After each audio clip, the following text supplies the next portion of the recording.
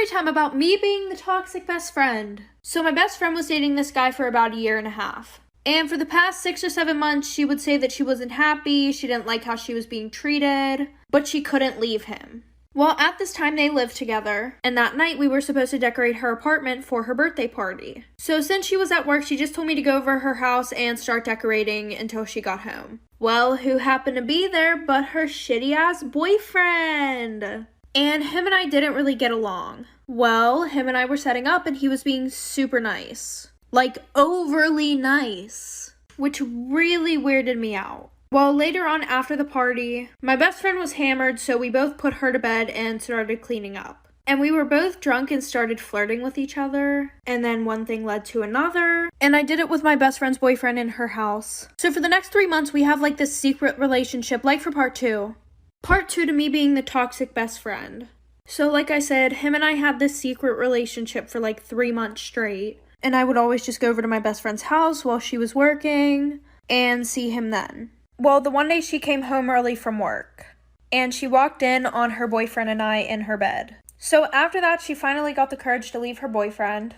And now she's happily married. So I kind of saw it as I pushed her to do something that she knew she would never do. And after having my number blocked for like 3 years, she texts me and she says, "I wanted to thank you for what you did. You showed me that I could leave my boyfriend and that you were actually just a terrible friend. But now I'm happy for her. She's living the best life that she can live and I'm still with her ex-boyfriend."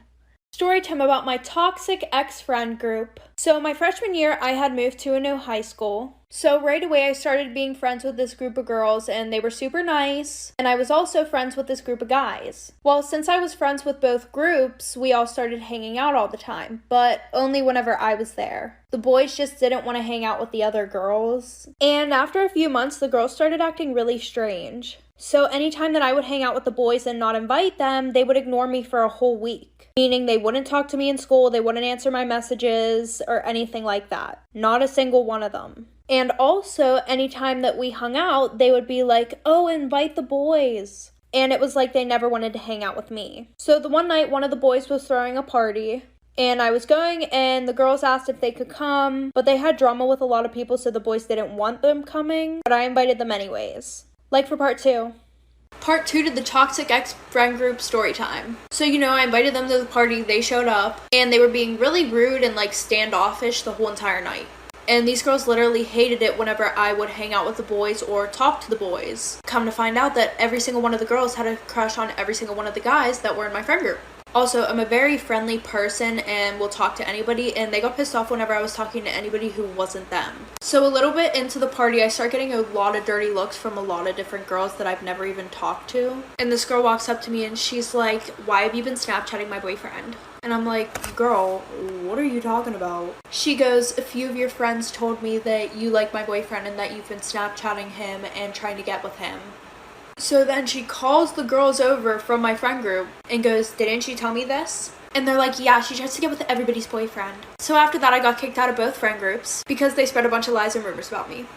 Story time about how my ex-boyfriend accused me of cheating on an all-girls trip. So a little background information, I was 14 or 15 around the time, and it was the summer of my freshman year. So within the last few weeks of my 8th grade year, one of the more popular boys asked me out, and we're gonna call him Carson. I wasn't like super popular at the school, but I was like a medium maybe. But I was raised in a super strict household, where the only phone that I pretty much had was one that was able to call 911 and my parents. And I especially was not allowed to be talking to boys. So Carson had the great idea of giving me his old phone, and throughout the summer, I would text him on there. Well, I started realizing him getting really toxic. Anytime that he would see my Snapchat location change, he would be like, "Where are you going? Why didn't you tell me you were going here?" So I started distancing myself a little bit from him. Also because our relationship was just moving way too fast. Within the first month of us dating, he was talking about wanting to marry me. Like for part 2. Part 2 about how my ex-boyfriend accused me of cheating on him on an all-girls trip. So like I said, I started distancing myself from him because he became too attached and was just way too toxic. Well, I was also in a lot of clubs in school, and a few of them would require me to go on trips. Well, the one that I went on was an all-girls trip, and before I left, I texted Carson letting him know that I wouldn't have my phone all week. Well, on the last night of my trip, there was a girls and boys dance. There was like a group of boys from a different school that we were meeting up with, and I tried staying back at the cabin, but they wouldn't let me. So we started doing dances that required partners, so I was pretty much forced to dance with one of the boys. Well, when I came back home, I got 100 texts from Carson calling me a bunch of nasty names, and you can probably guess them. And somebody got a picture of me dancing with one of the boys, and Carson sent it to me and said, "We're done." So after that, I just ignored him. And then literally that night at 1 a.m., he was texting me saying, "I miss you, please come back to me, like for part 3 about how my ex-boyfriend accused me of cheating on him on an all-girls trip. So like I said, I received over 100 messages from him. He got a picture of me dancing with one of the boys and said, "We're done." And then at 1 a.m, he's like, "I miss you so much. Please don't leave me. Like, I've been doing so bad while you were gone." So of course I didn't accept his apology, and I just blocked him on all my social media. And the next day I wake up to messages on my Instagram, my Snapchat, my Facebook. Like, who even uses that? Unless you're talking to family. Well, then Carson decides to tell everybody at my school about how I'm a lying, cheating scumbag. And now, 3 years later, no good guy from my school wants to date me. So now whenever I'm talking to a guy, I have to make sure that they're not affiliated with Carson in any way. But low-key, I had a really good glow-up, so all the hot boys want to talk to me now. And Carson's pretty much still a scumbag. Story time about how my boyfriend and I got robbed for over $3,000. And I know someone's about to be like, $3,000 isn't even a lot of money. We were both teenagers and both saved up a year's worth of paychecks for this, so it was a lot of money to us. So my boyfriend and I were looking for a car that we could use for about a year or so, and we found this one guy on Facebook. And the car looked too good for the price that he was selling it at, but I got in contact, asked him if he would meet me somewhere, and then he started being super sketchy. He was like, "Well, I still have to do some work on it, so can you guys come to my house?" So we drove an hour away to his place, and we pull up to this apartment, and we drive around a few times, and the car is nowhere to be seen. So he meets us outside, we go in his house, super nice, offered us drinks and everything, and then he goes, "Okay, can I have the money now?" And we're like, "Well, we want to see the car." And he goes, "You guys can see the car after you give me the money, I just don't want to get robbed." So we give him the money, and he goes to the back to count it, like for part 2. Part 2 on my boyfriend and I getting robbed. So like I said, we gave him the money and he said he had to go to the back to count it. So I look over at my boyfriend and he's shaking his head because we already knew what was going on at this point. And as soon as I hear footsteps, I turn my head and this guy is standing there with a gun pointed in between my boyfriend and I's heads and a baseball bat in the other hand. And then he goes, "Okay, you guys can get the fuck out of my house now." Before we leave his house, my boyfriend's like, "Bro, can I at least get the money back?"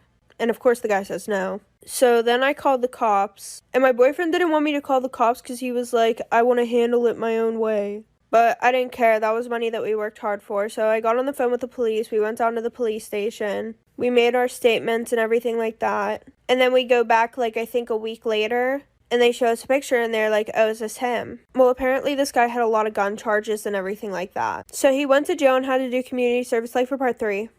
Part 3 on my boyfriend and I getting robbed. So like I said, they said that he had a lot of gun charges, and so he went to jail.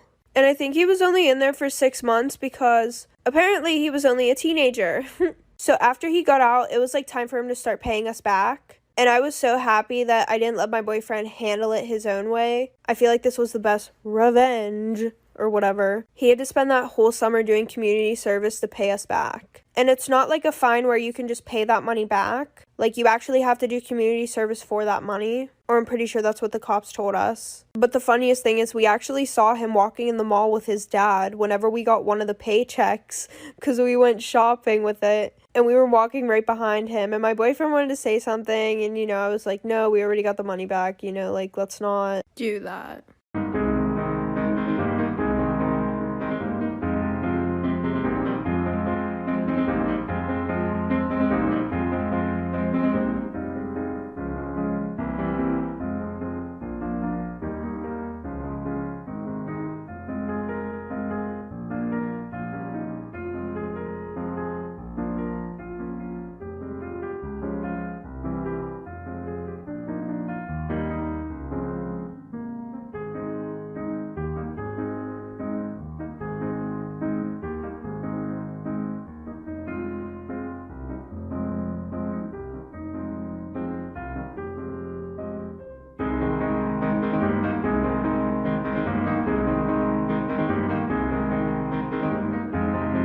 Extremely toxic best friend story time. So when I was in 8th grade, there was this boy. And this boy would go around telling almost every girl that he liked her.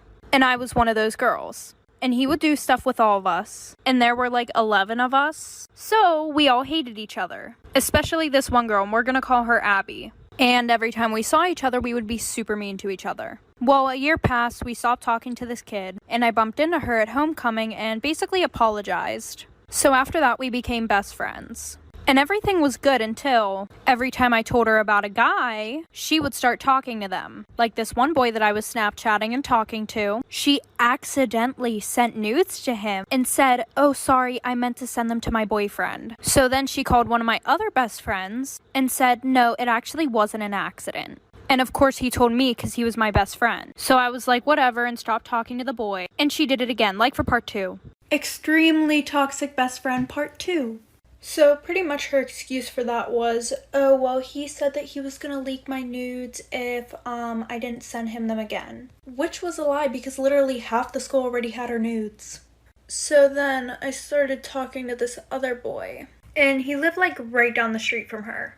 So she was like, if you want to go to his house, you can. And I was like, are you sure? And she said, yeah, just go tell my mom. And I was like, oh, okay. So I went and told her mom where I was going and went over his house. So I walked back to her house and she literally locked me out. Like her mom had to come open the door for me to let me in. And she was like, oh, it's a good thing you came back when you did. Because I was going to drive you home now and tell your dad everything that you did. And she goes, I don't think you guys should be together because you're unexperienced.